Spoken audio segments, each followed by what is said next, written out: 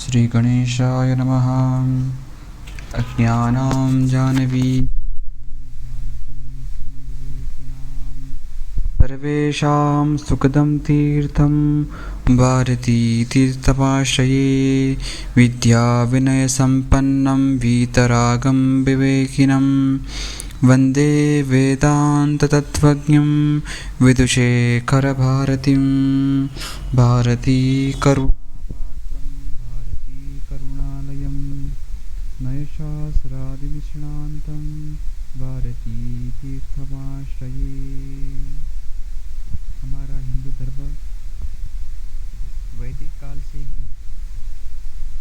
कर्म, भक्ति एवं ज्ञान का समन्वय ही स्वीकार करता रहा है और हम सबको भी यही स्वीकार्य है।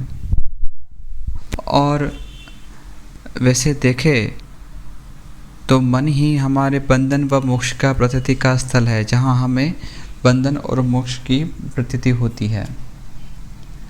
और इसको हम अंतःकरण भी कहते हैं।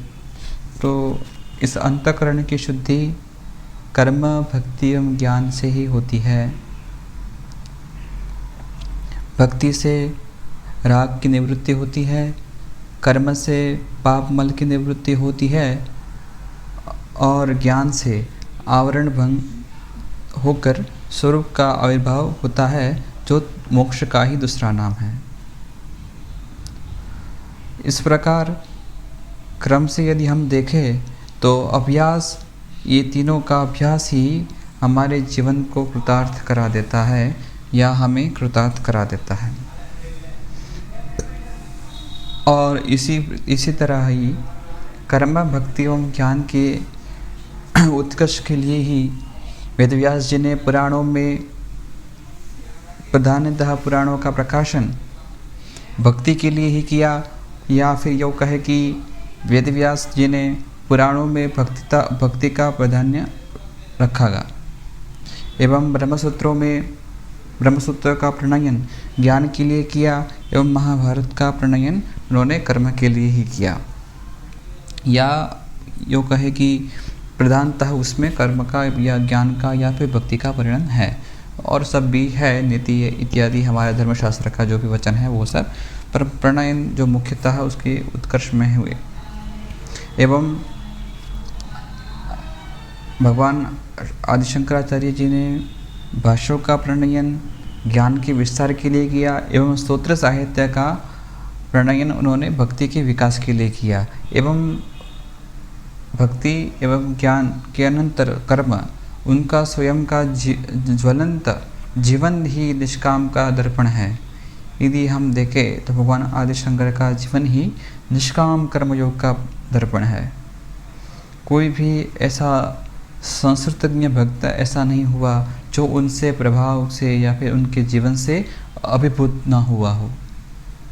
और हमारे जो वैष्णवादी दार्शनिक है, जो आदि शंकर के दर्शन पक्ष को नहीं स्वीकार करते हैं, पर उनके विष्णु सहस्त्र आदि विवरण एवं उनके अनेकों स्तोत्रों को उपजीव्य या फिर सेव्य मानते हैं, एवं उनके स्तोत्र साहित्य का जो भक्ति विषयक है उनका उन्होंने कभी भी खंडन नहीं किया है, या यूँ कहे कि हमारे वैष्णवजन आदि शंकर के स्तोत्र साहित्य का स्वागत करते हैं, उनका स्वीकार करते हैं, उनको गाते भी है, दोहराते भी है, तो उनको वो मानते हैं, उनका उन्होंने कभी भी खंडन नहीं किया।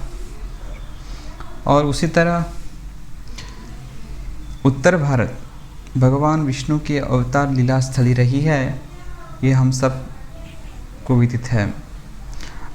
अतः हिमालय के पर्वतीय प्रदेशों को, जैसे कश्मीर, कांगड़ा, कुर्माचल, केदार, काष्ठमंडप, कामरूप आदि को छोड़कर यदि तल स्थलों में देखते हैं तो राम एवं कृष्ण की भक्ति का ही प्रचार प्रधान रूप से रहा है। अतः हिंदी भाषी प्रदेशों की भाषाओं में शिव भक्ति का साहित्य है, पर न्यूनतम है। फलस्वरूप भक्ति का तात्पर्य ही वैष्णव भक्ति हो गया है। इसी के कारण वैष्णव दार्शनिक पक्ष जो भी है वो हिंदी भाषा मात्र जानने वालों में बहुत ही प्रभावशाली रहा है।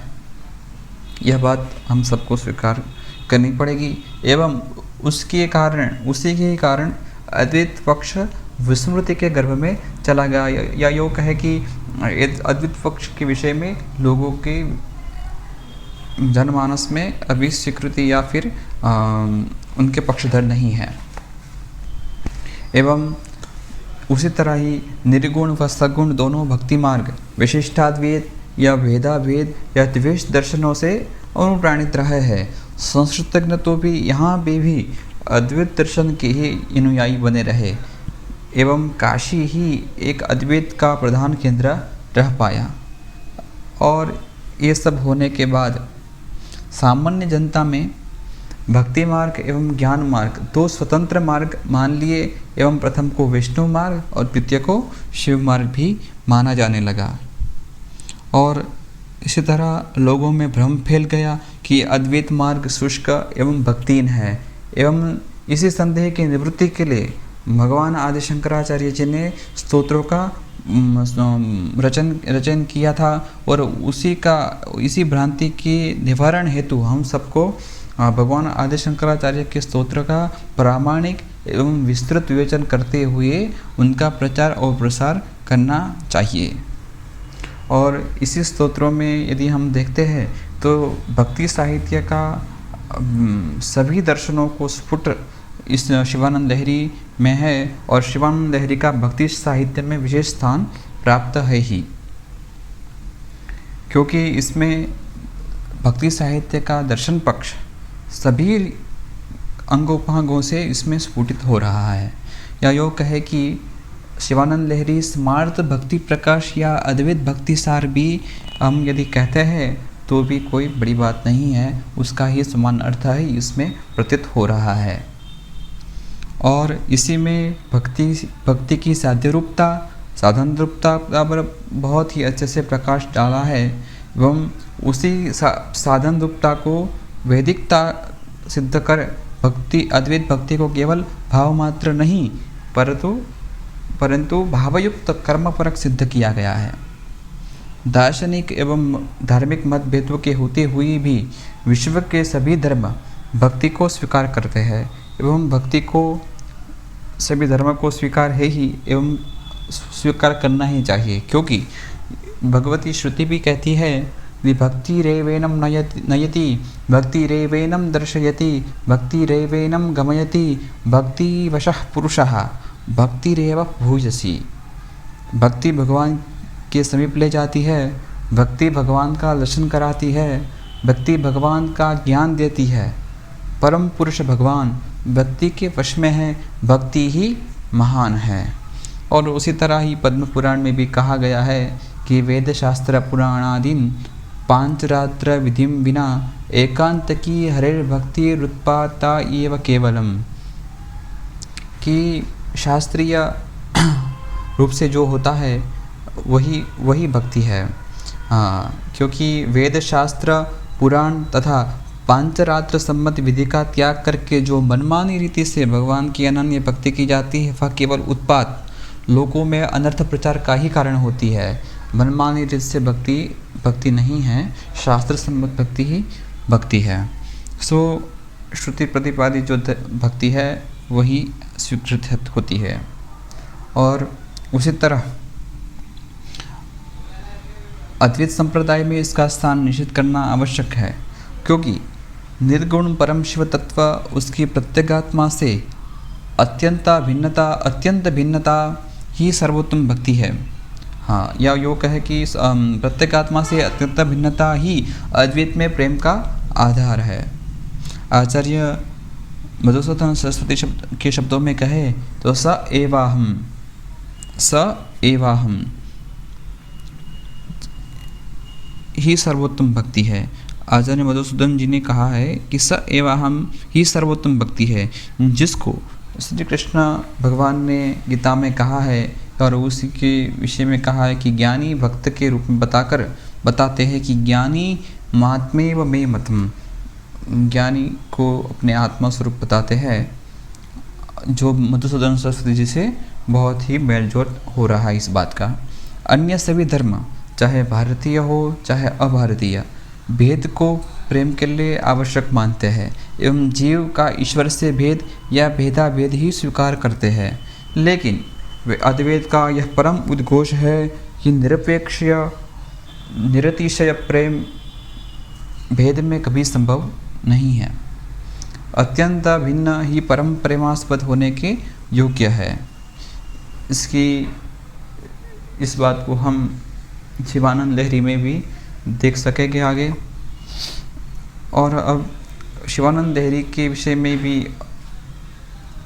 एक ही बड़े महापुरुष हमारे भारतवर्ष में हुए महर्षि रमन, जो शिवानंद लहरी के बड़े ही भक्त एवं बड़े ही चाहक थे, उन्होंने शिवानंद लहरी के लहरी स्तोत्र में से 10 श्लोक का चयन किया है जो उन्हें बहुत ही प्रिय थे, जो उन्होंने एक अनुष्टुप छंद में ही उसका प्रत्येक श्लोक के में से प्रथम अक्षर को लेकर उन्होंने बनाया है। प्रथम अक्षर या प्रथम 2 अक्षर को लेकर उन्होंने एक श्लोक बनाया है जो प्रस्तुत है कि अम्भक जन कटो वृक्षः नरगुहा गभी बटुः आद्यादश शिवानंद लहरी श्लोक सूचिका।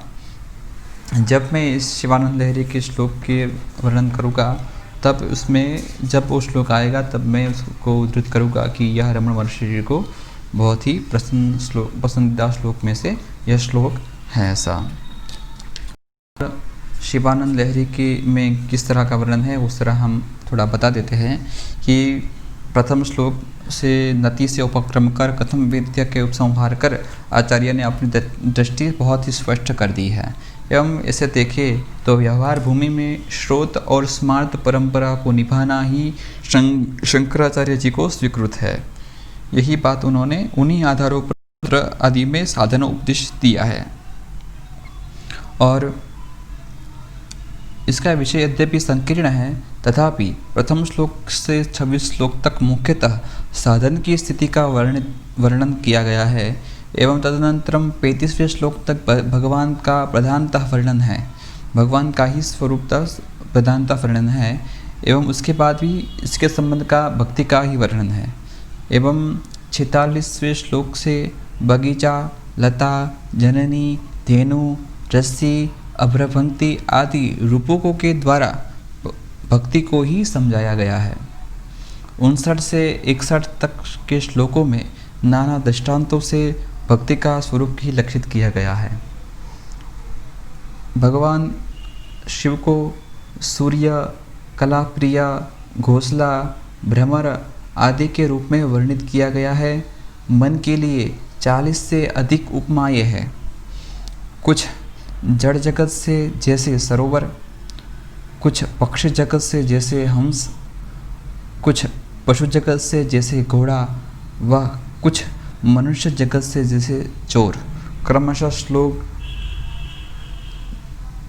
248, 75, 22 इस स्थूल विभाजन के रहते भी प्राय समस्त स्तोत्र में भक्ति के किसी आयाम को, किसी कोण या वैशिष्ट को ही बताया गया है, या यूँ कहे कि भक्ति के समस्त अंग उपांग या समस्त अवयव को ही इसमें प्रदर्शित किया गया है।